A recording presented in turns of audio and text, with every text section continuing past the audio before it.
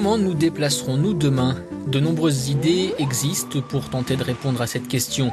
Réponse qui se fait de plus en plus urgente avec la fin du pétrole bon marché et la nécessité de réduire les émissions de gaz carbonique. Mais d'ici 10 à 15 ans, quelle réalité nous attend? Les véhicules électriques ou à hydrogène auront-ils déjà remplacé ceux que nous utilisons aujourd'hui? Les biocarburants, le nucléaire auront-ils été adaptés aux bateaux et aux avions? Selon un rapport publié en janvier par la Smith School of Enterprise and Environment d'Oxford au Royaume-Uni, le changement est en route, mais il n'arrivera pas tout de suite, en tout cas pas à court terme. Euronews a rencontré le docteur Oliver Inderwildi, auteur principal de la feuille de route pour l'avenir de la mobilité au Wadham College d'Oxford.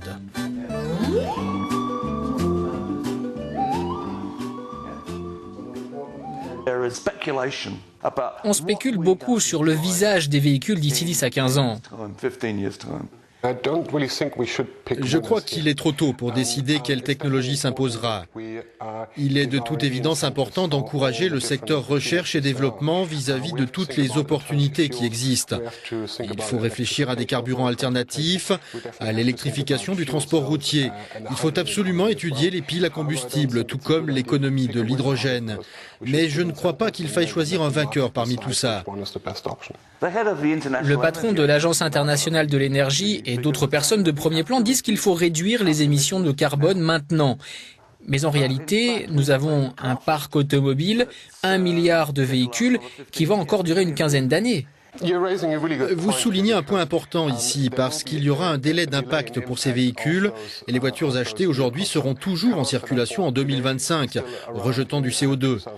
C'est pourquoi nous devrions miser davantage sur l'option efficacité énergétique. À terme, disons au-delà d'une décennie, nous devons également absolument trouver les alternatives. Il faudrait que la transition s'opère en douceur.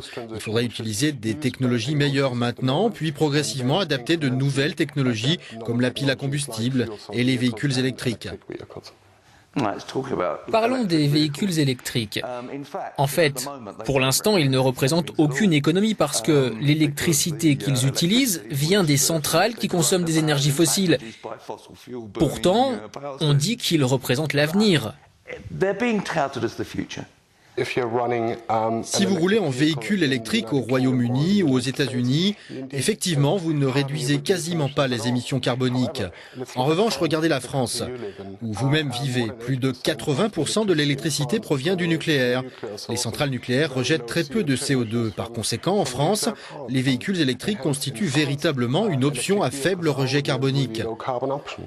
Bien sûr, ce n'est pas le cas des USA et du Royaume-Uni. C'est pourquoi il faut vraiment décarboniser le secteur électrique tout en faisant la promotion du transport électrique.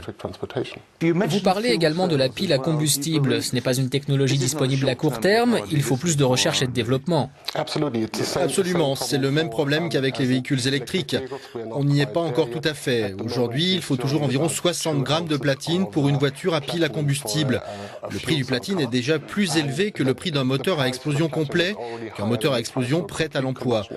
Et il y a d'autres problèmes. Aujourd'hui, l'hydrogène provient du gaz naturel, donc on utilise essentiellement une autre énergie fossile. Il y a des problèmes avec le stockage et la distribution de l'hydrogène. Donc je suis convaincu que la pile à combustible est quelque chose pour le moyen, voire le long terme. Passons aux voyages aériens bon marché. Pour venir aujourd'hui, ça m'a coûté 30-40 euros. Je prends souvent l'avion. Ça me coûte presque rien. Pendant combien de temps encore cela va-t-il durer? L'ère du pétrole bon marché et du kérosène bon marché va finir par s'arrêter. Et je suis sûr que nous assisterons à une hausse des prix dans les 10 ans qui viennent. C'est quasi certain. Un autre problème semblable à celui du transport routier, c'est la très longue durée de vie des avions, jusqu'à 30 ans. Du coup, l'innovation technologique prendra du retard. Pour finir, parlons du transport maritime. Vous dites dans votre rapport que c'est plutôt efficace. Absolument. C'est le moyen le plus efficace de transporter une cargaison. Plus de 80% des échanges commerciaux internationaux se fait par bateau. Et le transport maritime est responsable de seulement 3% des émissions de CO2. Je dirais donc que c'est très efficace. Et il y a d'autres problèmes liés au transport maritime. Les bateaux consomment en général un carburant très lourd qui, lors de sa combustion, produit des polluants comme les oxydes de soufre et les oxydes d'azote. Certains sont des gaz à effet de serre. En revanche, du point de vue des émissions de CO2, c'est le meilleur moyen de transporter des marchandises. Ce que vous dites, c'est que beaucoup de ces technologies ne sont vraiment pas réalisables à court terme, que nous allons changer cela de manière progressive et qu'il faudra s'en contenter. Absolument. Il faut une transition en douceur vers un nouveau système de transport, en utilisant maintenant et à court terme des voitures plus petites et plus efficaces, en choisissant des modes de transport moins axés sur le carbone, comme les transports publics, les chemins de fer, et dans le même temps encourager la recherche et le développement pour améliorer les nouvelles technologies comme la voiture électrique, la production d'électricité verte ou la pile à combustible.